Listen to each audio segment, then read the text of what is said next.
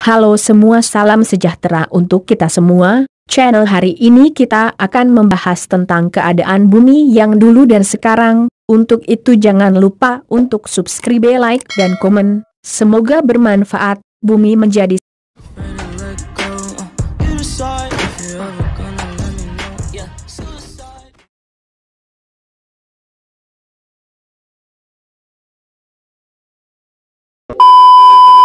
Bumi menjadi satu-satunya planet di galaksi Bima Sakti yang diakui menjadi tempat teraman dan ternyaman yang bisa dihidupi oleh umat manusia.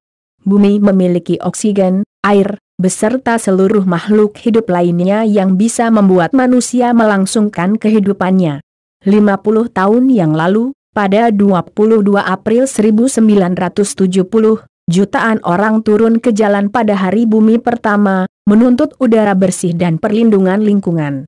Partisipasi warga besar-besaran, sekitar 10% dari populasi AS pada saat itu, mengarah pada Undang-Undang Udara Bersih, dan Undang-Undang Perlindungan Lingkungan lainnya. Kemudian akhirnya, setiap tahun pada 22 April, Hari Bumi menandai peringatan kelahiran gerakan lingkungan modern pada tahun 1970.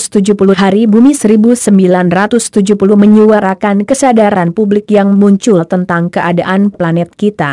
Perubahan iklim terus terjadi seiring waktu akibat pemanasan global yang dipicu kehidupan era industri. Lalu bagaimana keadaan bumi dahulu dibandingkan sekarang akibat pemanasan global? Berikut 8 fakta perbedaan kondisi bumi dulu dan sekarang yang dirangkum dari beberapa sumber. 1 dari 8 halaman peningkatan suhu bumi dilansir dari Wired, San Francisco, British Columbia dan Delhi, semua melaporkan rekor suhu sepanjang bulan Juni tahun 2019, menunjukkan gelombang panas mulai lagi di belahan bumi utara musim panas ini. Pada tahun 2018, Inggris mengalami musim panas terpanas sejak 2006 dan studi ilmiah ke dalam data tahun 2018 menunjukkan bahwa gelombang panas sekarang 30 kali lebih mungkin karena perubahan iklim. Namun negara-negara subtropis tidak hanya mengalami kenaikan suhu di musim panas. Temperatur 21,2 derajat Celcius direkam di Kew Gardens, London pada 26 Februari 2019. Itu adalah hari musim dingin terpanas yang pernah dialami Inggris. Salah satu efek paling cepat dan paling nyata dari pemanasan global adalah peningkatan suhu di seluruh dunia. Suhu global rata-rata telah meningkat sekitar 1,4 derajat Fahrenheit, 0,8 derajat Celcius, selama 100 tahun terakhir, menurut Administrasi Kelautan dan Atmosfer Nasional, NOAA. Sejak pencatatan dimulai pada tahun 1895, tahun terpanas di rekor dunia adalah 2016, menurut data NOAA dan NASA.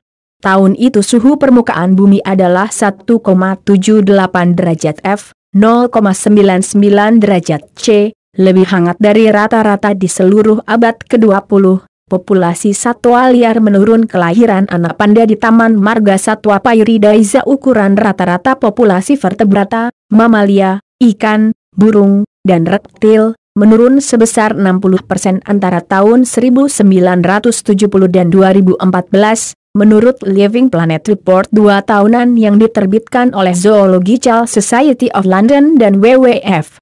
Hal itu tidak berarti bahwa total populasi hewan telah menurun hingga 60%, karena laporan tersebut membandingkan penurunan relatif dari populasi hewan yang berbeda. Bayangkan populasi 10 badak di mana 9 dari mereka mati, penurunan populasi 90%. Tambahkan itu ke populasi 1000 burung pipit di mana 100 dari mereka mati, 10% penurunan. Penurunan populasi rata-rata di kedua kelompok ini akan menjadi 50% meskipun kehilangan individu hanya 10,08%. Apapun cara Anda menumpuk angkanya, perubahan iklim jelas merupakan faktor di sini.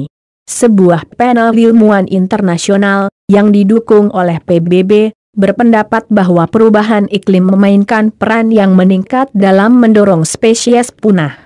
Ini dianggap sebagai pendorong terbesar ketiga hilangnya keanekaragaman hayati setelah perubahan penggunaan lahan dan laut serta eksploitasi sumber daya yang berlebihan.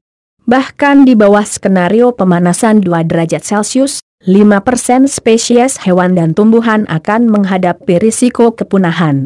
Terumbu karang sangat rentan terhadap peristiwa pemanasan ekstrem. 3 halaman 8 jumlah karbon dioksida terbanyak di atmosfer pada bulan Mei, sensor di Observatorium Mauna Loa di Hawaii, yang telah melacak konsentrasi atmosfer CO2 di bumi sejak akhir tahun 1950-an, mendeteksi konsentrasi CO2 2415,26 ppm.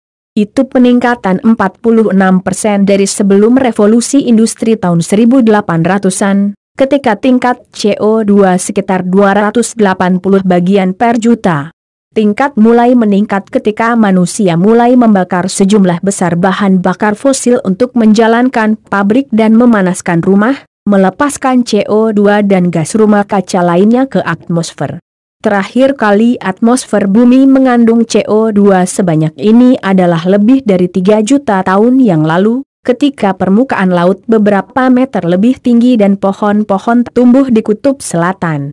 Para ilmuwan telah memperingatkan bahwa jika kadar karbon dioksida lebih tinggi dari 450 ppm kemungkinan akan mengunci perubahan bencana dan keadaan tidak bisa kembali dalam iklim.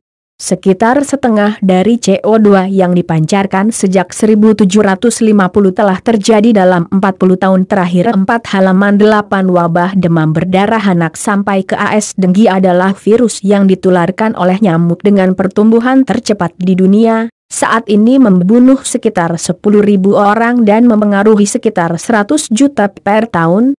Jangan lupa untuk subscribe, like, dan komen. Ketika suhu global meningkat, nyamuk Aedes aegypti yang membawa penyakit ini dapat berkembang di tempat-tempat yang sebelumnya tidak cocok untuk mereka dan mendapat manfaat dari periode inkubasi yang lebih pendek. Sebuah studi baru-baru ini yang diterbitkan dalam jurnal ilmiah Nature memperingatkan bahwa, di dunia yang memanas, demam berdarah dapat menyebar ke AS, ketinggian lebih tinggi di Meksiko Tengah, pedalaman Australia dan ke kota-kota pantai besar di Cina Timur dan Jepang. Peningkatan kelipatan cuaca ekstrem dan bencana alam, jumlah banjir dan hujan lebat telah meningkat 4 kali lipat sejak 1980 dan 2 kali lipat sejak 2004. Suhu ekstrem, kekeringan dan kebakaran hutan juga meningkat lebih dari 2 kali lipat dalam 40 tahun terakhir. Sementara itu, tidak ada peristiwa cuaca ekstrem yang pernah terjadi karena satu penyebab tunggal, namun para ilmuwan iklim semakin mengeksplorasi jejak manusia pada banjir, gelombang panas, kekeringan dan badai. Carbon Brief, sebuah situs web yang berbasis di Inggris yang mencakup ilmu iklim, mengumpulkan data dari 230 studi tentang atribusi peristiwa ekstrem dan menemukan bahwa 68% dari semua peristiwa cuaca ekstrem yang dipelajari dalam 20 tahun terakhir dibuat lebih mungkin atau lebih parah disebabkan oleh manusia. Gelombang panas menyumbang 43% dari peristiwa semacam itu, kekeringan mencapai 17% serta curah hujan atau banjir yang besar menyumbang 16%.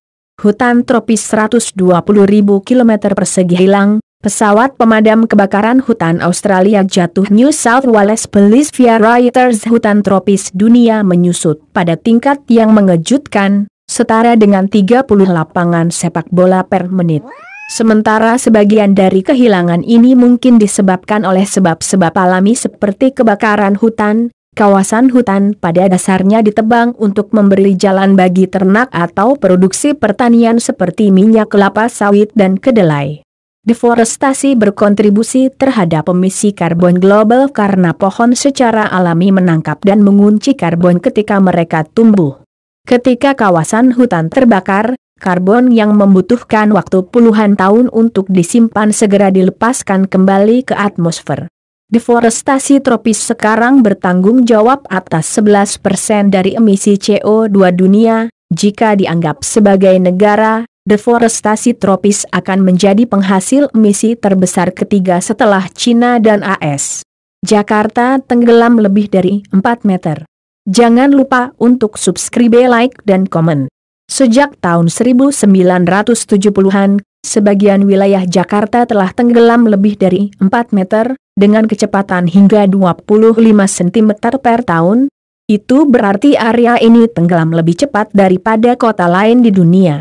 Turunnya kota dikombinasikan dengan kenaikan permukaan laut yang disebabkan oleh perubahan iklim menciptakan badai yang sempurna dari bencana alam. Jika kita memodelkan ini dan memproyeksikan ke depan, sekitar 95% permukaan Jakarta Utara pada tahun 2050 akan berada di bawah laut, kata Harry Andrews, pakar penurunan tanah di ITB dilansir dari ABC.